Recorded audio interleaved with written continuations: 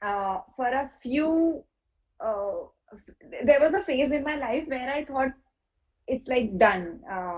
All exciting part of my life is over.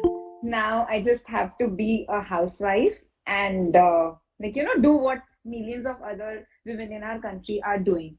But I'm so grateful to my father-in-law because he gave me this opportunity to join this college, which is Seth Fulchand Agrawal Smriti Mahavidyalaya. SPCA is the short form. And when I was working there, I was working with these kids, filled and brimmed with excitement. They want to do things in their life that they are not exposed to. And when I saw them, when I saw these dreams in their eyes, I was very sure that I want to do something for them. At that point of life, I don't know what I'm going to do. But this is one thing that I was sure that something needs to be done for these students. So what I started is I started inviting and bringing other trainers and educators into our college so that they can inspire them. Because that time I didn't consider myself to be appropriate for this role. And there, one of the trainer from Mumbai, her name is Achira, she came first day. I could clearly remember everything from that day, that auditorium filled with students. Achira, very short-heighted girl, looks like a college student only. But when she was talking to these students, both it was not just words who were conversating with each other, but it was eyes. And when she was sharing her insights, the students were getting motivated, inspired. And within a few days, we could see the transformation happening already in the students. And that was the moment that made me took this decision that yes, this is something that I also want to do. I was continuously imagining myself standing there in the stage with the podium and doing the same thing which Achira was doing in those days. I expressed my desire to my family, to Achira as well, and together we started. And from there my journey started being so many certifications and other things are in the process, and those things happened. But one thing that inspired me was this particular incident when we welcomed Achira to our college. So yes.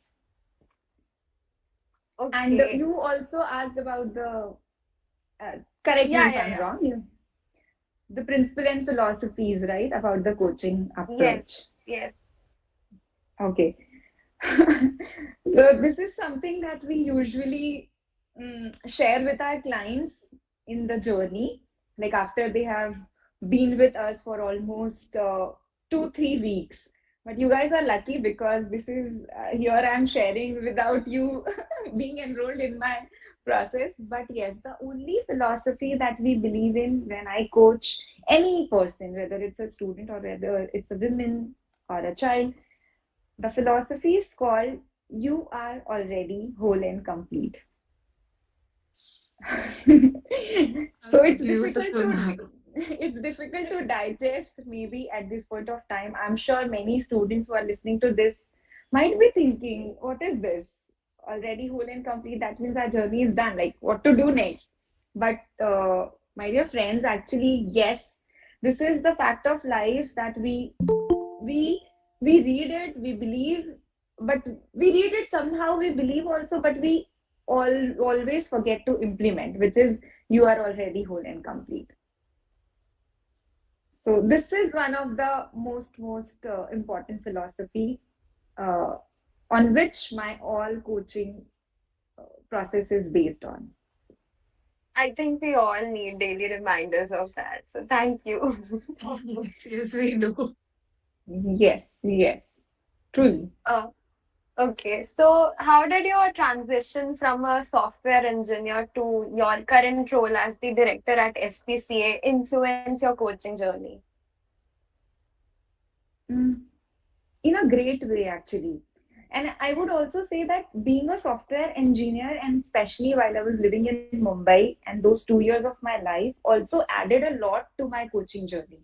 So the transition, of course, helped me because if I would have continued being engineer, I would not be able to explore these dimensions of my life, where these philosophies, how you can get into the life of someone else, empathize with that person, feel compassionate about it. It would not have happened.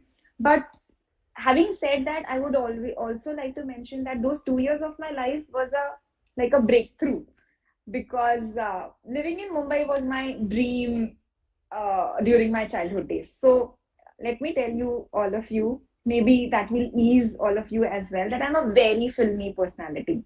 I like to view the life as a Bollywood movie. And that is how my this passion started, that I want to live in Mumbai. And I don't know. I believe that it is destined, that I never imagined in my life that I will leave the city Mumbai. But yes, now I'm here in a very small town. And when I am working with these college students, and when I get to know them more and more, coming from a various background, some are coming from a very underprivileged background, some are coming from a non-educated background, where their parents are just farmers. They have what they have only seen in their houses. Their mothers are working for at home itself, just a simple household, and their fathers are farmers. But when I get to know them, and when I get to understand their uh, aspirations, what they want to become, where they are heading, and there is also a lot of comparisons going on in their mind. So that gives me a perspective that life is not just what we see in the screen, but it is much more beyond that. So this transition helped me a lot to see the reality which is there at in this age of electronics, media, reels, social media age. There are a lot of realities that we were not able to see when I was not here. So that adds a lot in my coaching journey. Okay, that was remarkable. That's Yes. Ma'am, my next question is, ma'am, can you explain the paradox of doing what we love and loving what we do? Very interesting question. Who has designed this question? I want to know. This is a beautiful question, I must say. Okay, loving what you do and doing what you love. It's like, so there is this word in our Indian culture which we call sadhana. I hope you must have heard this word. But Yes. yes, so previously what I used to, I think my voice is echoing. Is it okay? My voice is audible? Yeah, Yeah, yeah, yeah, now ma'am, it's it's okay. okay. Okay. So when I heard this word sadhana before, I thought it is some kind of meditation that we do. Like, sitting in a position, closing your eyes, and just maybe whatever, guided meditation, or you are doing on yourself. This is what I used to think about sadhana. But when you asked me this question, and in our coaching philosophy also, this is also another very important principle, which is like a foundation paradox, which you talk about, doing what you love and loving what you do. So sadhana is not something that you do while sitting in a certain position, but actually sadhana can be the way of your life. How? Now, how this and your question is related? Because all our life we think that when I do this, I'll be happy. Once I whenever when you were in school life, you had certain ambition that I want to go to this college, I want to crack what you want to crack IIT or some Delhi University, whatever is all your dreams. You you would always think that when I reach there, I'll be happy. Now you're here. Do you think you're happy? Do you say 100% I'm happy? No. Then you're like, okay, when I'll get that job, I'll be happy. And ask your seniors who are already working, ask whether they are happy or not. And the journey goes on. When I'll marry that girl, I'll be happy, or when I'll get that life partner, I'll be happy. And this journey goes on. and we never become happy. And this is the paradox which beautifully defines that it not better to start loving what we are already doing.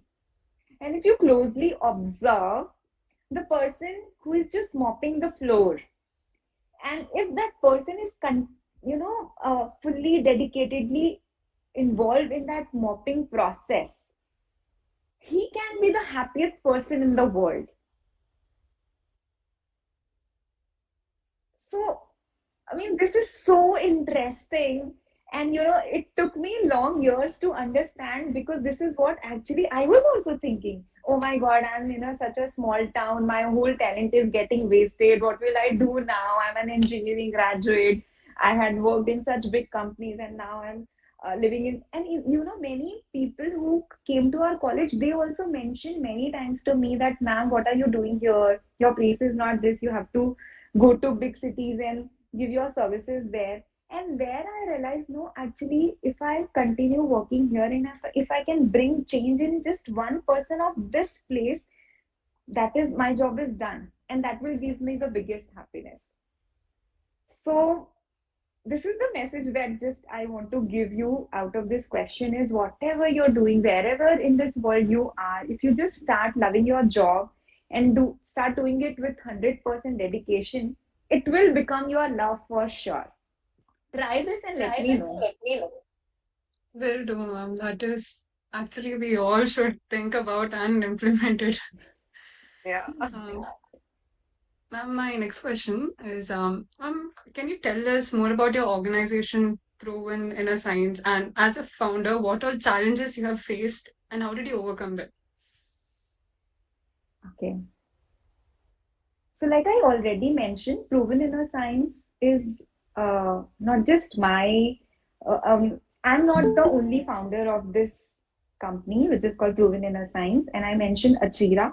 So, we both wanted to do this together, and the only intention and motivation for us to start working on this project is to make all of us, whoever is going to work with us, believe that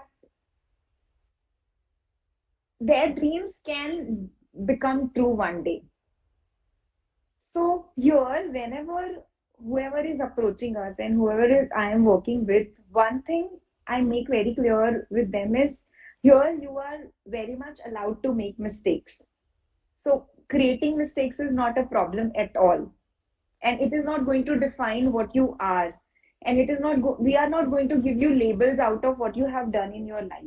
So irrespective of what happened in your life in past and what not happened in your life in past, today, now is your time, and now is the time where the road is ahead of you with immense opportunity, and you can create out of it whatever you want to. I'm here to support you. I just want you to believe in your dreams. This is what we want to do in Proven Inner Science. Whoever is coming to us with their broken dreams or unfulfilled desires, we are here to let them believe it can happen. You just have to give one chance and forget whatever happened in past. Don't, tag along all the labels, all the failures, all the mistakes that you had done. Here is a new chance. So that's the whole and sole intention of Proven Inner Science. And under this Proven Inner Science and under this philosophy and belief that we've created, we want to work with different segments of society, whether it is children, whether it is teenage girls and boys, or women. These three are actually my favorite section of the society, so I talk a lot about them. But yes, we are open to work with others as well. Okay. And the challenges we usually get is same. People, they have all the labels that they have got from the society. It acts as a major obstacle in their life. So the main challenge is to uh, let these labels go away, and once it gets shut off from their clothes, it is actually in our, if you start actually observing, these labels are just not in our mind, it's in our behavior, it's in our action, it's in our complete body movement. So the main challenge is to get them read up, and then you're good to go. Very motivational. Okay, so can you share a memory of like maybe a success story of someone that you have coached and like their transformation? Okay. Yeah, sure. Um, there are few, but I would like to mention about a girl who was in our college only. Her name, let me not say the name, but yes, I'll tell you the story about this girl. So, when she enrolled for the session and when she came for the first session, so obviously, like, this is normally what we do, whether it is the first day of our college or first day of any session, we introduce with each other. So, there is this girl sitting all alone without any friends, and all the students were introducing themselves. And this girl, when I asked her to introduce, she stand for 30 seconds. She didn't utter a word. And then I asked again, please introduce yourself. She started crying. She literally started crying. And she went out of the class. This was the first day. The class was over, and then I met her personally and I asked her what happened. She told me that, ma'am, this is my first year and I have made no friends. I'm all alone. All the time when I'm in college, I'm alone in the classes, in the canteen, breaks. Every time she has not been able to make any friends. I said, okay, it's okay. You are not here to anyways to make friends. You're here to study. So it's okay, no problem. It's okay if you don't make even a friend.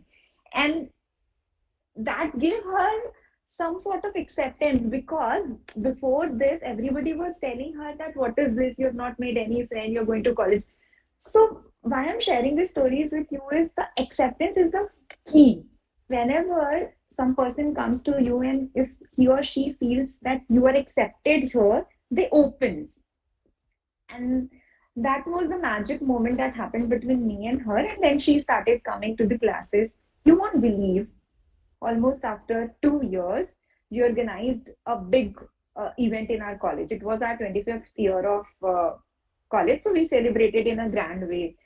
And people like Kabir Cafe, um, Abhishek Acharya, Ujjwal Patni, these guys came to our college for the fest.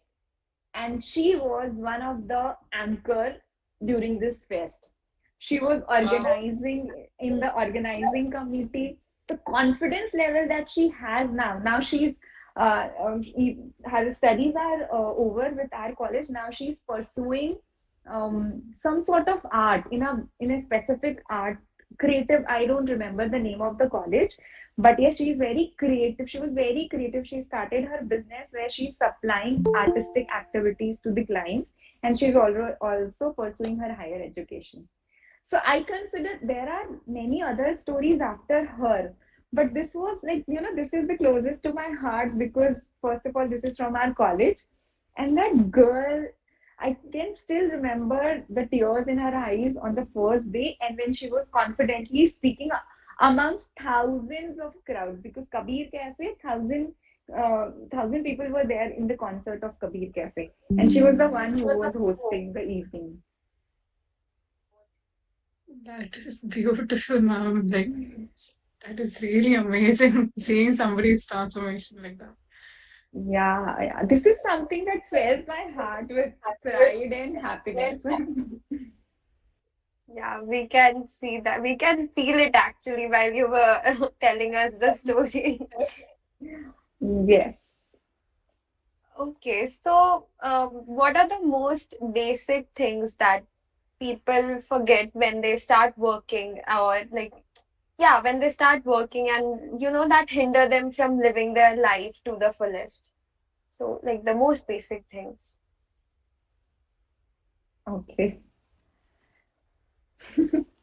It's actually very basic if I tell you. I'll try to explain this with some question. Okay. Can you tell me when is the time when our brain gets fully developed? Like if I ask you the age, in which age the human brain gets fully developed? Very early, I think. Yes. I'll answer this question for you. It's all during the age of 6 to 7 years, our brain Yeah. gets fully developed. Before that, it's in the growing phase. It's still growing, growing, growing, right? Right. And the interesting fact is, before that, so the first 6 years of our life, we've been managed to live it like very happily, fulfilling, without our fully developed brain. How? I have There no is words. because there is another thing in our body which we have stopped using these days, and it's heart. Heart has been always developed to its full potential since the moment we come up in this earth. Our heart is there and it's working for us very perfectly. But I don't know what is our problem. We only think about how to develop brain, how to be more logical, how to think more rational. But the fact is, in this process, like you asked, when we start working, this is the basic thing that we forget to carry with ourselves is our playfulness. And the playfulness is the quality that heart has given to us. Have you ever seen any child in that age who's like stressed and tensed for anything, whichever problem he might have in his life? You will never see a child with, you know, logical thinking. Oh, I will only play with this with this friend because he seems pretty to me, or he seems. These are the logics that we have created, and that is the most, I would say, a block or hindrance in anyone's life. If I'll give you an example of my child, because I learn a lot from my children, and I've seen them, they don't have any barriers. They are just living their life. Even when they are in washroom, they are just enjoying themselves without carrying a phone. And we need to carry our phone inside washroom to entertain ourselves. And they are happy amongst themselves.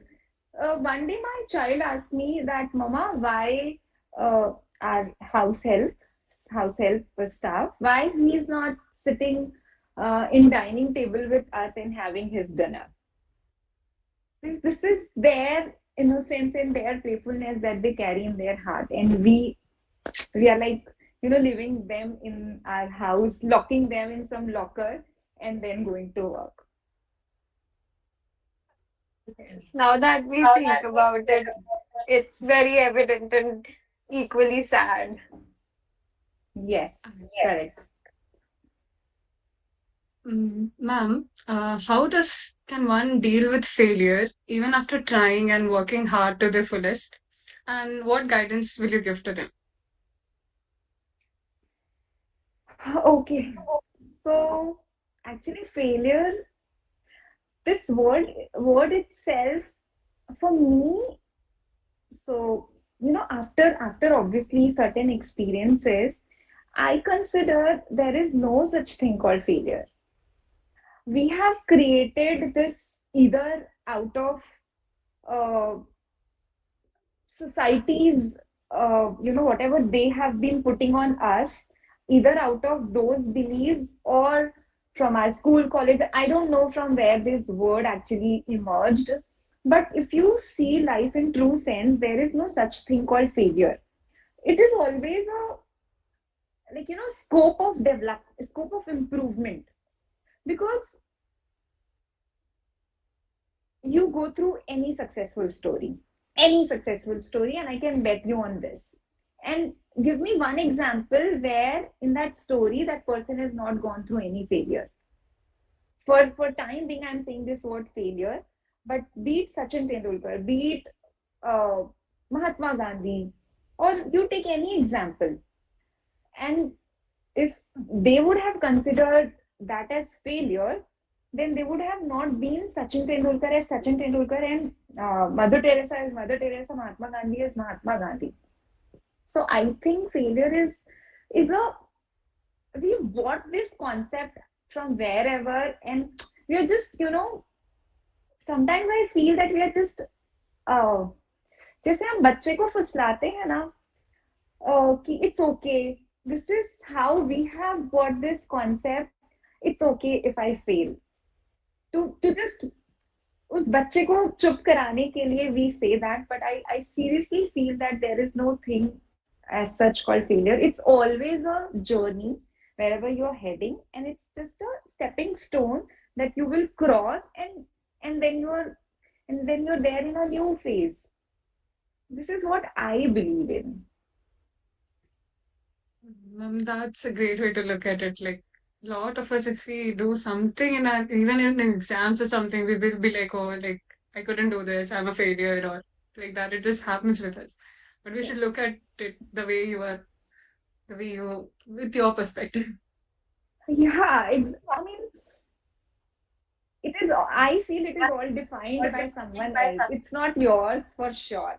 You have bought it from someone else, and now you're using it for yourself. But to move ahead in your life, you should believe that there is no such thing called failure. Just a Yes. phase of life. Yes, Yeah. or a feedback, you can say. Ma'am, what drives your passion for coaching and counseling, and particularly in the areas of happiness, career, and personal development? I would say it's a selfish desire. What drives me is actually a very, I would seriously admit this, that this is my selfish attempt to be with people like you. So actually, I am driving my source of energy and my source of the driving force from all of the people who am I working with. So this is completely a selfish way to make myself because whenever I'm working with someone who is equally motivated, for some reason in her or his life, he might feel that I'm stuck, or I'm not able to move from here. But the fact that he has come to me only, this is the message that I get from him. I want to move ahead in my life. So that reason itself motivates me. Okay, this person is ready to invest in his dreams, and I'm here to support you. And it is like a fuel in my life itself. So this is the biggest driving force, I would say. And if I have to name it, like if I really have to name it, for the sake of answering this question, I would say compassion and desire to make a difference. Wherever I'm there, I want to make a difference. So yes. Okay. Okay, that's nice. So, like, how do you strike a balance between career prospects and personal happiness? And like, what advice would you have for individuals who feel torn between those two? Okay. Oh, this is again a tricky question. I mean, tricky way to answer this.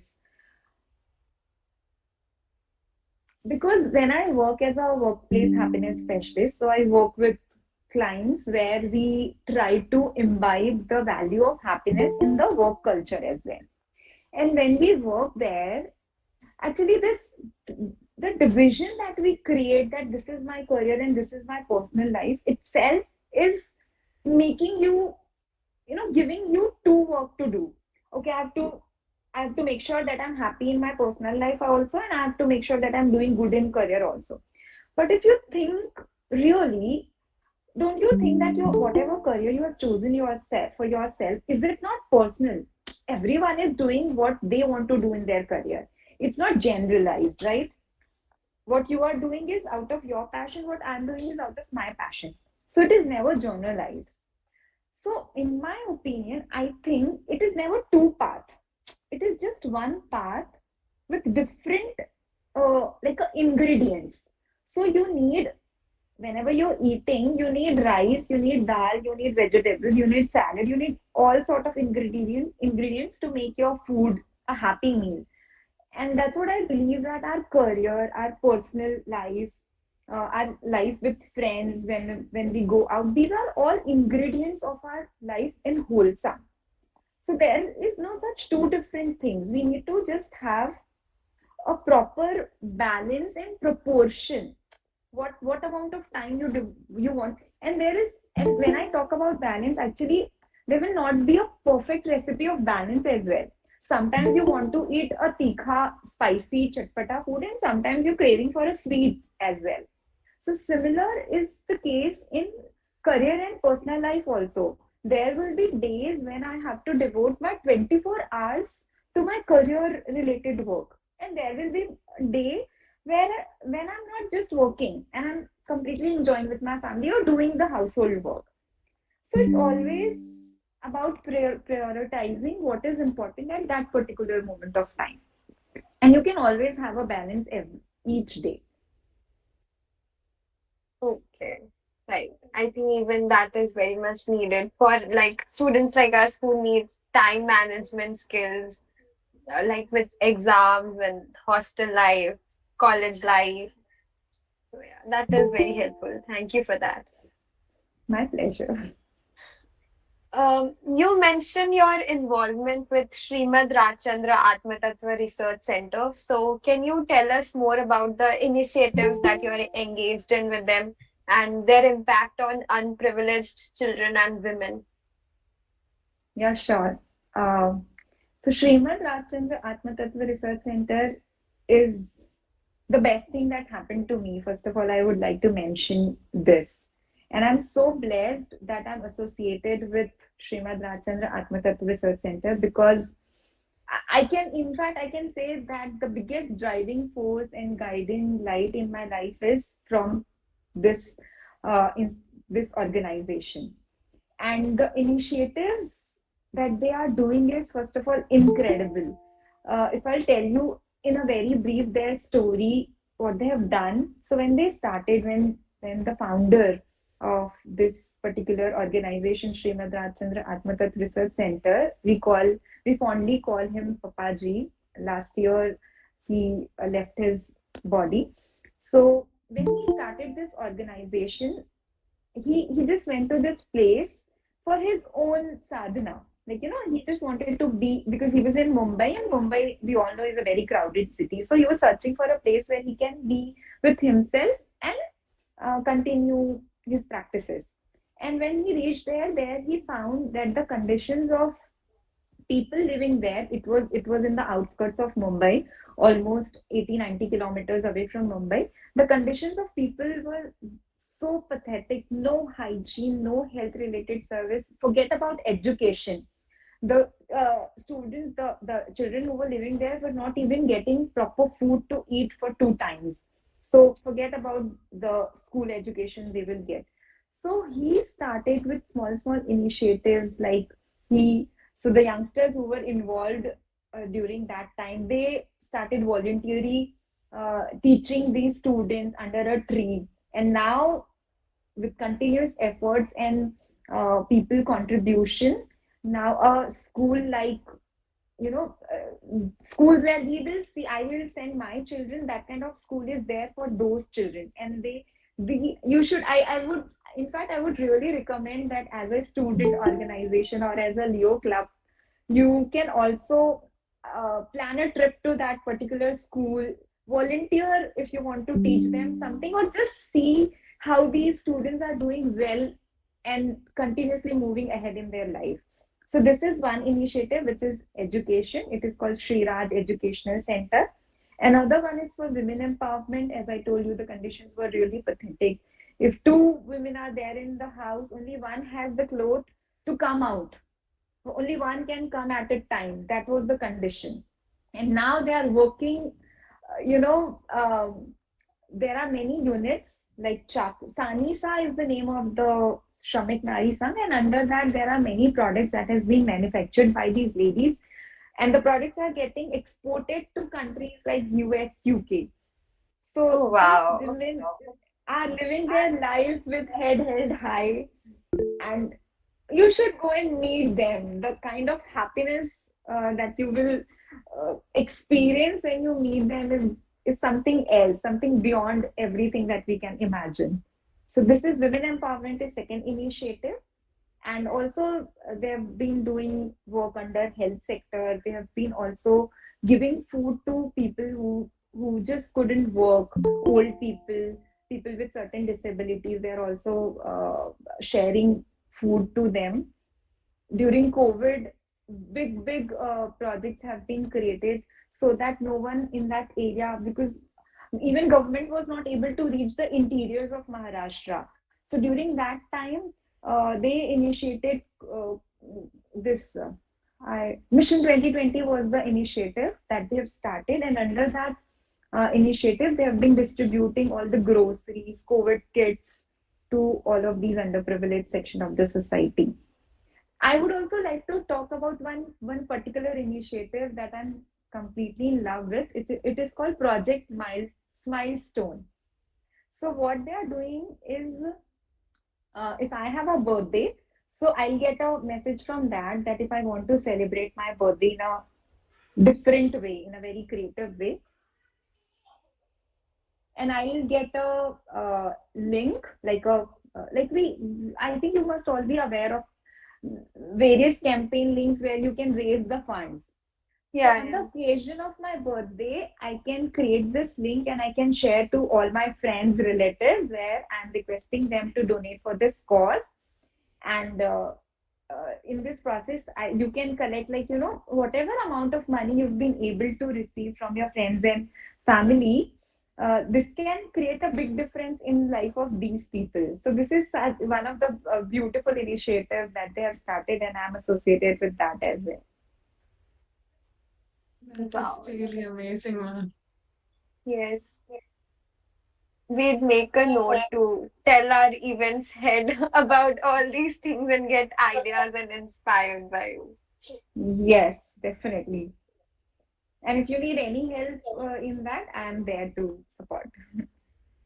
Thank you so much, ma'am. For that. Yes. Ma'am, are there any individuals or philosophies that have greatly influenced your work as a coach and an educator? Yes, there are few. And to name them, one I have already spoken about, which is the founder of this organization. His name is Praveen Mehta. We call him Papaji or Shri Premacharya ji. So when I met him, uh, I got to know something that I would never believe if I would have not met him. Because I always felt that unconditional love only exists in books and films. These are not real things that happen, especially in this age. But meeting him, I realized that, oh, actually, it does exist. Because the amount of love that he has for all of us, whoever, you can ask anyone who has met. He he passed away in the age of 97. And at the age of 97, when you meet him, you feel like he's just my friend of my age. You will not see any difference. You would be able to share the deepest secret of your life that you've not been spoken to anyone, because of only one thing that he shares with us is love, pure love, and the acceptance. When everyone is telling you that you have this problem, you can't do this, you can't do that, here he is sitting right in front of you and he is saying to you, actually, you are just the best and you can do anything you want to do in your life. So definitely, it's one of the biggest inspiration in my life comes from him only and his love. Uh, and apart from them, there are person in my family. I'm blessed to be in a family. We've been living in a joint family setup, and like my friends even don't believe that such kind of love exists in this age of the society, where everyone is fighting for their personal uh, interest. Or so I have been blessed to be in the family where I have always get all the showerings of love from each member of my family.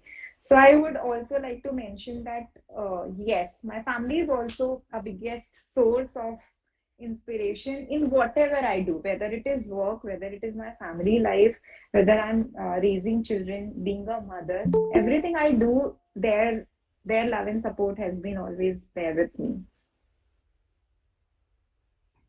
That is nice. Ma'am, what are your future plans and aspirations, both in terms of your coaching career and your work with the college, SPCA college? Okay. Um, So one thing I would like to mention here is I am not a very futuristic person. I live in the moment. One thing is this, but of course, yes, we all have plans for some upcoming plans are always there. So the nearest plan that I have, one is related to the book project that I am working for. I've authored one book, and it is the second book for which I am working right now.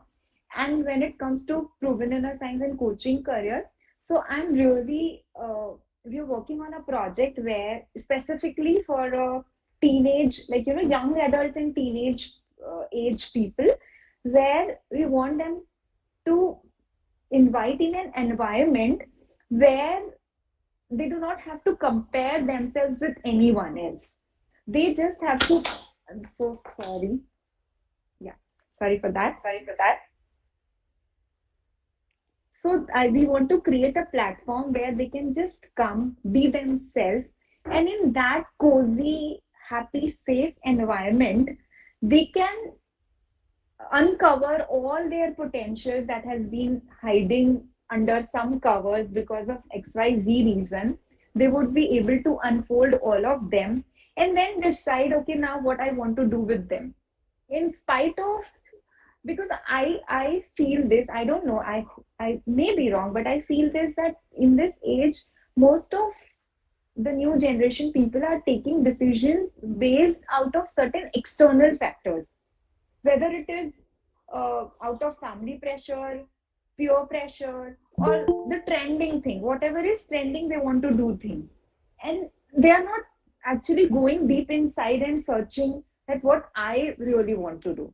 So this is one project that I'm working on. It is under very initial stage. Lot has to be done. Lot of work has to be done for this right now.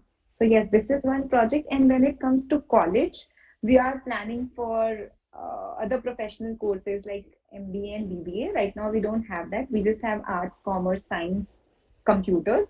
But we've already applied to the university to start the courses like this. We are also working for the placement, because placement is something that we all need. You guys know it better as a college student. So we are also working for the placement for the students, and also we want to give them opportunity to be an entrepreneur. So this is also something that we are doing for the college. So yes. Okay, so like congratulations on your book and your upcoming book, and I hope all of that plans get successful. We'll open up the floor for questions now. So you guys can text your questions in the chat box or unmute yourselves and ask.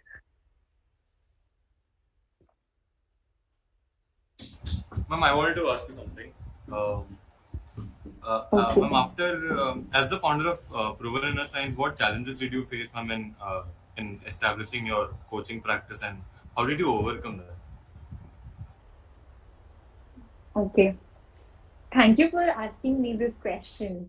Uh, because yes, first challenge that I faced when I started working on this project, Proven Inner Science, was this confidence that whether I can coach or counsel someone.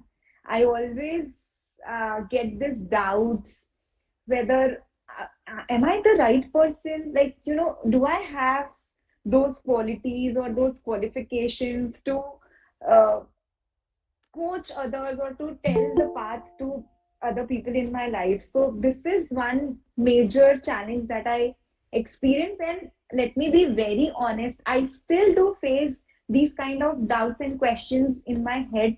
Not every day, but there are days when I still ask myself, am I right person to do this? And how I overcome is just simply by doing it, by trying it. And when I see that, whenever I work with some, when I'm working with some of my clients or some people, and one story that I've already shared, and when I see the smile in their face, the trust in their eyes, for me, that is just enough to overcome this challenge. The only way to overcome, in fact, any of the challenge in your life is by trying to do that. Unless and until you will try, you will never get to know that you're going to achieve this or not. So, yes, this was the biggest challenge that I faced. All right. Thank you, ma'am. Thank you. Anyone else?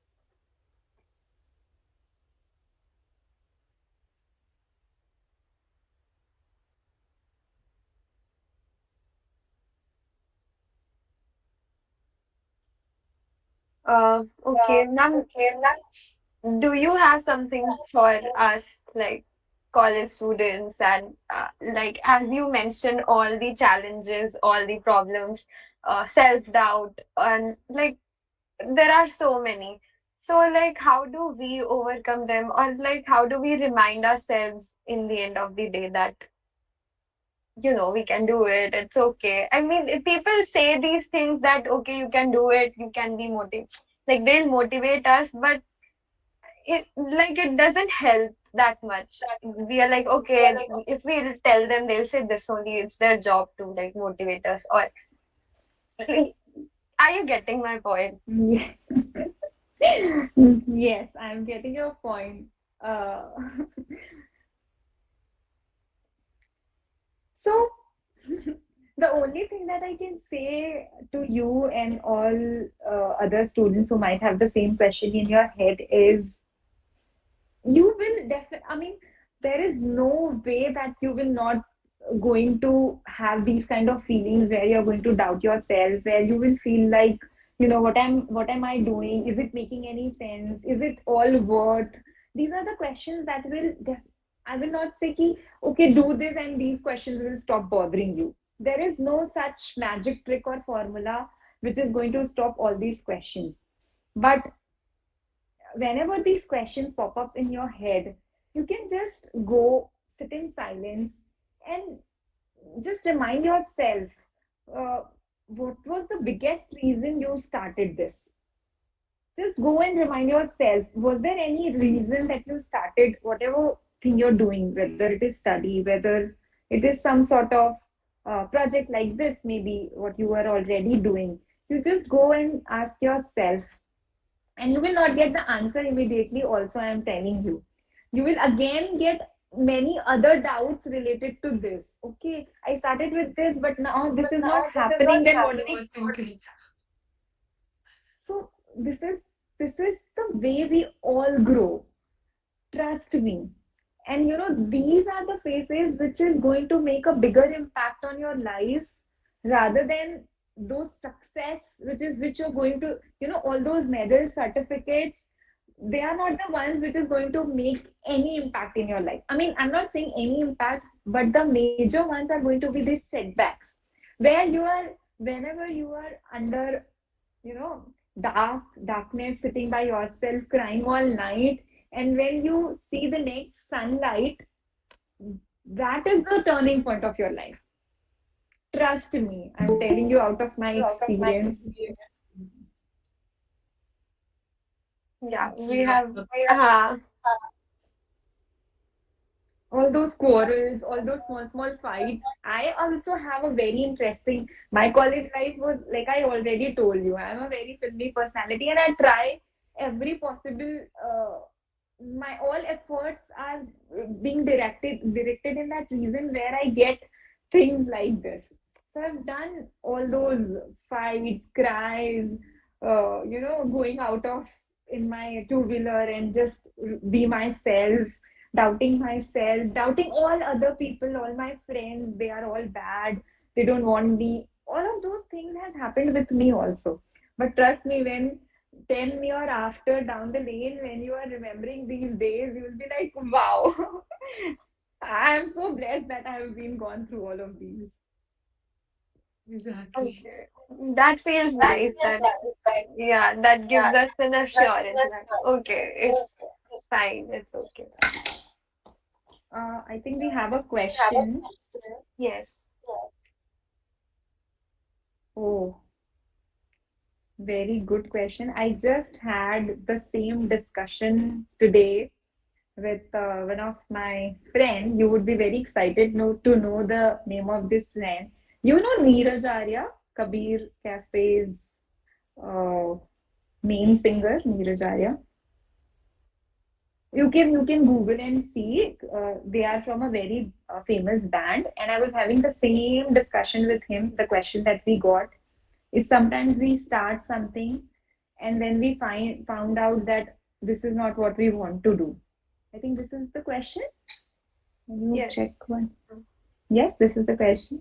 And we were talking about the same thing, that why does this happen? Because uh, so why one first thing that we want to tell here is it should not happen in a first phase, but unfortunately it happened. Like we should always the initiative that I was talking about for my proven inner science that I want to take is to make sure so that whenever you're deciding your future option and career prospect, you're sure that this is something that I want to do.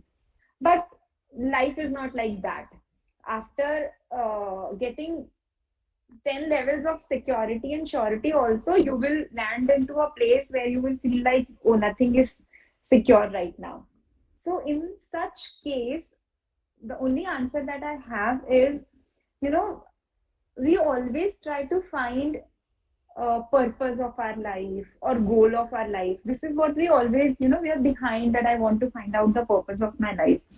But what if now the answer lies in the same question, that paradox of doing what you love and loving what you do. So now if you're in certain situation, if you can come out of it, you have option to, take a break for a while and try some other fields as well, then it is perfectly fine. But if you do not have any other option like that, then this is the only thing that you can do is why don't you make that as a purpose of your life? I feel this is the only, I mean, this is the sad and harsh reality, but I feel this is the only way that can give you happiness and that can give you a certain level of satisfaction.